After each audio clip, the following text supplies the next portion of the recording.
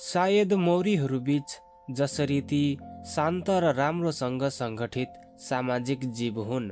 अमेरिकी आत्मस्वीकृतिवादी कवयित्री सिल्भिया प्लाथले घरको मोर्चामा आफूले गुमाइरहेको समुदाय, सहयोग र सम्बन्धको ठोस अनुभूति भेटिन्।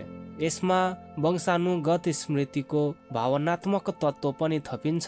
प्लाथका दिवंगत पिता ओटो प्लाथ एक सम्मानित जीव विज्ञानी थिए, जसले 1934मा भमरा मौरीहरूको बानी व्यवहार बारे पुस्तक प्रकाशित गरेका थिए र त्यसको परिणामस्वरूप यस्ता कविताहरू जन्मिए जो उनको पिताको मधुमेहका कारण भएको प्रारम्भिक मृत्यु वा जीवनभरको मानसिक रोगका लागि उनले पाएको अत्यन्तै कमजोर स्वास्थ्य सेवा बारे उनले लेखेका कुनै पनि कविता भन्दा बढी जमिनसँग जोडिएका रकम उग्र देखिन्छन्।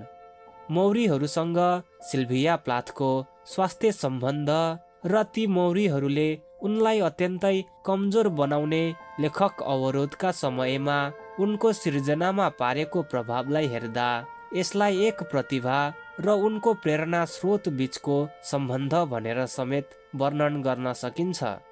उनी स्वयं मौरी पालक थिइन् र मौरीहरूसँग समय बिताउँदा तथा तिनको द्वन्द्व रहित उत्पादनशीलता आत्मसात गर्दै गर्दा उनले मनमनै कविताहरू रच्ने गरेकी हुन सक्ने सम्भावना छ।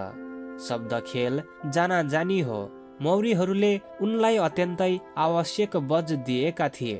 शैक्षिक जगतमा प्लाथको श्रमको फल मौरी पालन होइन, लेखनलाई साधारणतया मौरी कविताहरू भनेर सम्बोधन गर्ने प्रवृत्ति देखिन्छ, जसले उनका अन्य कृतिहरूको तुलनामा बढी सुसंरचित कथानक भएको कारण ती कविताहरूलाई केही विशेष पहिचान दिएको छ।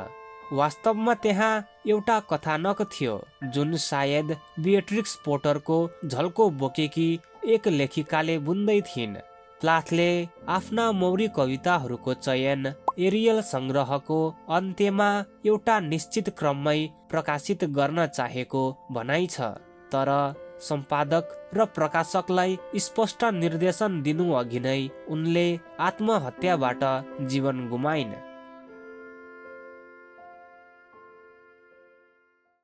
उनका टाढिएका पति टेड ह्युजेस, जो त्यति समर्पित मौरी पालक थिएनन् र उनको दृष्टिकोण बुझ्न नसकेको जस्तो देखिन्थ्यो, उनले सन् 1965मा सङ्ग्रह गलत रूपमा प्रकाशित गरे र अन्त्यमा मृत्यु केन्द्रित कविताहरू राखे।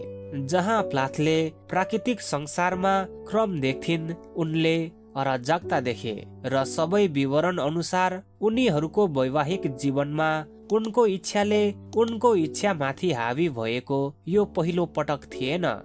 विद्वानहरूले प्लाथको पक्षमा उभिएर उनको आफ्नै सृजनात्मक कलामा रहेको दक्षताको रक्षा गर्न धेरै मेहनत गरेका छन्। उनीहरूले ह्युजेसको कुख्यात अहङ्कारलाई अस्वीकार गर्दै मानसिक रोग हुँदा हुँदै पनि सिल्भिया प्लाथ जीवित रहँदा आफ्ना सृजनात्मक निर्णयहरू आफै गर्न पूर्ण रूपमा सक्षम थिइन् भन्ने कुरामा जोड दिएका छन्।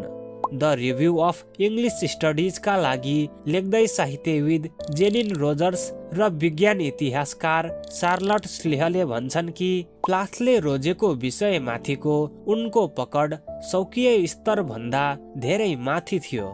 सिल्भिया प्लाथ आफ्नो पिताको कीट विज्ञान सम्बन्धी ज्ञानबारे कतिको सचेत थिइन् भन्ने अनुमान गर्नु निरर्थक हुनेछ। उनीहरू लेख्छन्, तर एउटा कुरा निश्चयपूर्वक भन्न सकिन्छ, त्यो ज्ञान कीटहरूको संसारलाई मानव संसारसँग जोड्ने साझा छविहरू र रूपकहरूको व्यापक भण्डारको हिस्सा थियो। विशेष रूपमा मौरीहरूको गार पहिचानले प्लाथलाई आफ्नै काव्य अभ्यासलाई विश्लेषण गर्ने एउटा महत्त्वपूर्ण साधन दिएको थियो। रोजर्स र स्लेहले मेरियोलोजी अर्थात् अंश र समग्र बीचको सम्बन्धको अध्ययनमाथि ध्यान केन्द्रित गर्दै एउटै मौरी र पुरै घार बीचको परस्पर निर्भरता सम्बन्धी प्लाथको ज्ञानले कविताको औपचारिक र भाषिक पक्षहरूका साथै सम्पूर्ण गीतात्मक परम्पराभित्र व्यक्तिको स्थानबारे सोच्न एउटा नमुना प्रदान गरेको थियो भन्ने तर्क गर्छन्। साहित्य तथा मानविकीविद मेरी लिन ब्रोजको तर्क अनुसार प्लाथका मौरी कविताहरूले परिपक्वताको एउटा वक्र रेखा प्रतिबिम्बित गर्छन्, जुन युवावस्थाको सरल निष्कपटता र मोहभङ्गबाट शक्तिभित्र निहित विरोधाभासहरूको सशक्त अन्वेषणतर्फ र अन्ततः शक्तिको नयाँ स्वरूपको बोधसम्म, जुन सरल तथ्यगत सीमासँग मेल खान सक्ने खालको हुन्छ। ब्रोजको अनुमान अनुसार प्लाथले मौरी पालक कथावाचकलाई रानी मौरीसँग पहिचान गराउँदा एउटा कथा पनि सिर्जना गरेर आफ्नै जीवन स्थिति र सृजनात्मक कार्यलाई कल्पनात्मक रूपमा बुझ्ने प्रयास गरिरहेकी थिइन्। 6 वटा कविताको क्रमिक यात्रामा एउटा सरल युवा महिलाले बिस्तारै बुझ्छे कि रानी मौरीको निर्विवाद शक्ति अन्ततः एउटा दुखान्त वैवाहिक उडानमा टुङ्गिन्छ, आनन्द, जीवन र मृत्युको मिश्रणमा। कथावाचकले रानी मौरीको एकान्ततासँग पहिचानको क्षण अनुभूत गर्छे, रानी र उसका जोडी बीचको दुखान्त वैवाहिक सम्बन्धको अनुभूति गर्छे र अन्ततः जीवन र मृत्युको जटिल मिश्रणको बोधमा पुग्छे। यो अन्तर सम्बन्ध सबै मौरी कविताहरूका लागि अत्यन्तै केन्द्रीय छ। ब्रोज भन्छन् कि यी कविताहरूले रानी र शक्ति बीचको जटिल सम्बन्ध, जडतासँगको सम्बन्ध, घार, कामदार मौरी र भुसुनेसँगको सम्बन्ध, झुन्डसँगको सम्बन्ध, यहाँसम्म कि अन्य रानी मौरीहरूसँगको सम्बन्धलाई स्पष्ट पार्दै शक्तिको अवधारणा र कार्यको प्लाथीय विच्छेदन प्रस्तुत गर्छन् र त्यसको कवयित्री तथा व्यक्तिका रूपमा प्लाथसँगको सम्बन्ध उजागर गर्छन्।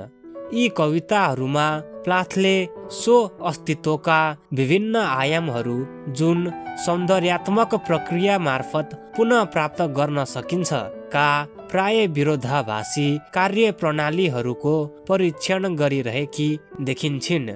यस अर्थमा टेड ह्युजेससँगको वैवाहिक सम्बन्ध भत्किँदै जाँदा पनि उनलाई आनन्द दिने प्लाथको वास्तविक मौरी पालनलाई उनको रफ ड्राफ्टका रूपमा पढ्न सकिन्छ भने मौरी कविताहरूलाई उनको सम्पूर्ण कृति आत्मा उत्खननका रूपमा बुझ्न सकिन्छ र प्लाथले आफ्ना कविताहरूमा देखाए झै मौरी पालनको सबैभन्दा मिठो पक्ष सायद मह होइन, मौरीहरू आफै हुन्।